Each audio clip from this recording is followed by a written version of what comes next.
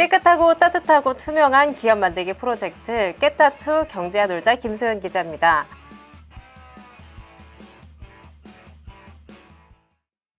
제가 얼마 전에 북유럽을 갔다 왔어요. 언론진흥재단 기후위기 대응 과정, 디플로마 과정에 참여하면서 스웨덴을 중심으로 갔다 오게 됐어요. 지금 촬영하고 있는 날짜가 추석 연휴 지난 바로 다음 날 9월 19일인데 추석 연휴가 굉장히 더웠잖아요. 폭염경보도 나왔었고, 그래서 이런 것들이 다 우리가 얘기하는 거는 기후위기다. 지구가 너무 뜨거워지면서 우리나라도 이제 최고기온이 자꾸 올라가고 있다. 이런 식으로도 많이 해석하시는데, 그런 것들의 일환으로 저희가 이제 기후 대응, 이제 어떤 식으로 지구의 온도를 조금 더 올라가는 것을 막을까, 이런 것들을 어떤 식으로 이제 전 세계적으로 어떻게 하고 있는지 그런 것들을 좀 배워보고자 저희가 북유럽을 다녀왔거든요. 그래서 제가 첫 번째 콘텐츠로 소개해드릴 거는 스웨덴에서 운영되고 있는 스마트 시티예요. 피디님, 스마트 시티 하면 보통 어떤 인식이 좀 떠오르세요?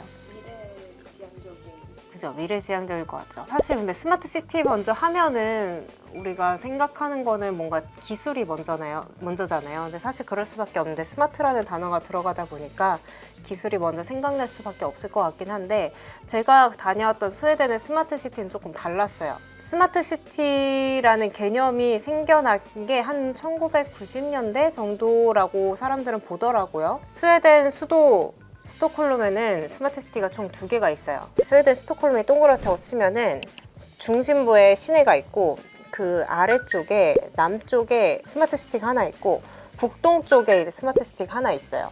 그래서 시내를 중심으로 위아래에 이렇게 하나씩 있다라고 보시면 돼요. 근데 거기 중에서 남쪽에 있는 게 하마비 소스타드라고, 이제 스톡홀름에서 가장 먼저 생긴 스마트 시티이자 약간 스마트 시티라는 것의 개념에 초석을 다진 곳이라고 보시면 돼요. 그러니까 즉 그냥 스마트 시티 역사의 처음이라고 보시면 돼요. 제가 스웨덴에서 본 스마트 시티는 좀 느낌이 달랐다고 그랬잖아요. 근데 스웨덴 자체가 인구 밀도가 굉장히 낮아요. 우리나라처럼 높은 아파트들을 세울 필요가 없는 거예요. 그리고 높은 아파트를 세워봤자 그 스웨덴은 북유럽이잖아요. 춥잖아요. 그래서 그렇게 하면 이제 오히려 좀 연료 소모라든지 이런 게 많이 드니까 굳이 그렇게 높은 건물들을 세우질 않더라고요. 그래서 스마트 시티도 동일했어요. 스마트 시티, 제가 하마비 소스타드 갔을 때도 7층, 10층 안 되는 이런 아파트들, 10층 정도 안 되는 아파트들이 쭉 줄을 서 있고, 그 공간에서 가장 인상이 깊었던 게 녹지가 굉장히 많았어요. 왜 스마트 시티 하면은 기술 먼저 떠올리시고 이러셨잖아요. 그런데 거기는 정말 녹지가 굉장히 많았고, 큰 호수랑 강이 그 마을을 지나고 있었어요. 그 정도로 이렇게 자연과 조금 이렇게 융화된 그런 곳이었고, 우리나라가 생각하는 스마트 시티와는 조금 결이 달랐어요. 두 스마트 시티, 앞서 말씀드린 것처럼 굉장히 스웨덴이 물이 많은 나라잖아요. 바다도 있고 굉장히 물이 많은 국가다 보니까 이 수변을 활용한 이런 개발들을 많이 했어요. 물을 중심으로 에너지라든지 이런 것도 많이 활용을 한 공통점이 있고요. 이 두 도시의 또 공통점이 공업지대를 개발해서 도시를 만들었거든요. 그래서 하마비 같은 경우에 처음 말씀드리면은, 원래는 2004년 스톡홀름 이제 하계 올림픽을 준비하면서 여기를 재개발을 시작을 한 거예요. 원래는 공업지대다 보니까 많이 낙후도 돼 있었고, 좀 노동자들도 많이 살고 이러다 보니까 조금 빈민촌에 가까운 지역이었는데, 여기를 하계 올림픽을 준비를 하면서 조금 더 세련되게 바꾸고 개발을 하기 시작했다고 합니다. 근데 여기서 하마비가 중요했던 게 이 스마트 시티라는 개념에 초석을 다졌다고 그랬잖아요.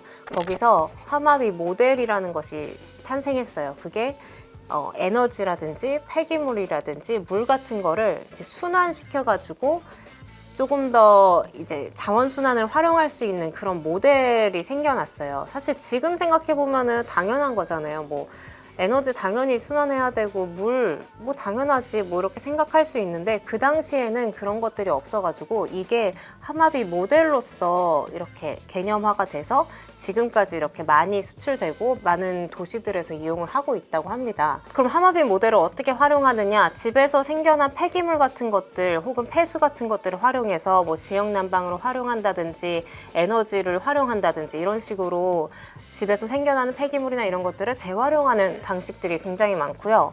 그래서 이것들이 나중에는 결국엔 도시 인프라의 초기 모델로 자리 잡기도 합니다. 스마트 시티인데 조금 더 지속 가능한 도시를 만들자 하면은 어쨌든 우린 자가용 사용을 줄여야 되잖아요. 그래서 자가용 사용을 줄일 수 있게끔 대중교통을 좀 많이 확보를 했다고 해요. 트램이나 버스나 자전거들을 활용할 수 있게끔 그렇게 뭐 자전거 도로라든지 아니면 트램 인프라라든지 이런 것들을 굉장히 많이 활용을 했다고 해요. 그리고 하마비가 굉장히 독특했던 게 주민들이 참여를 한다고 해요. 뭔가 이제 스마트 시티에서 폐기물이나 이런 거를 관리한다고 생각하면은 그냥 효율적인 기술로 이걸 처리할 것 같다 이렇게 했지만 결국에는 거기에 사는 사람들도 동참을 하고 이런 것들을 맞춰 나가야 되거든요.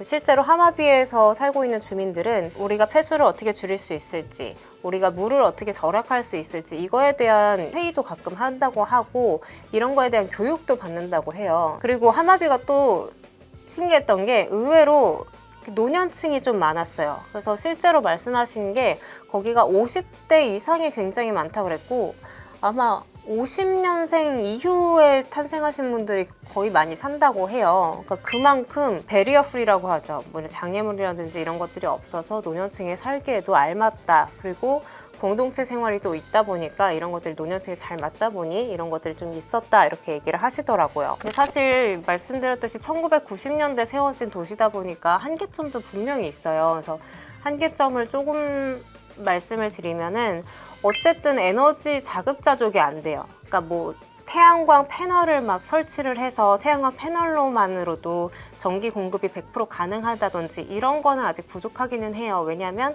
여기가 애초에 그냥 새로운 도시로 만들어진 거지 뭔가 탄소 중립, 탄소를 아예 없애자, 탄소 저감 도시 이렇게 만든 거가 아니기 때문에 그런 것들이 좀 부족한 상황이고 또 1990년대의 기술과 지금 현재 기술이 많이 차이가 있잖아요. 그래서 그런 것도 좀 한계점이 있고 아까 말씀드렸다시피 뭐 트램이나 버스, 자전거 이런 걸 많이 활용하게끔 한다고 했지만 제가 방문했을 때 자가용이 없지는 않았거든요. 그냥 자가용이 꽤 많은 편에 속했어요. 그래서 이 자가용 사용을 좀 줄일 수 있게끔 도시 인프라를 좀 더 조성했었어야 되지 않나라는 그런 한계점도 있고요. 그래서 뭐 하마비 소스타드 같은 경우에는 굉장히 많은 성과를 내고 많은 이 하마비 모델 같은 경우에 정말 많이 수출돼서 뭐 인도나 중국에서도 실제로 하마비라는 도시 이름을 딴 이제 새로운 스마트 시티가 생겨날 정도로 굉장히 초석을 다진 시티긴 한데 아직 부족한 점들이 좀 많다 보니 하마비 소스타드 측에서도 이제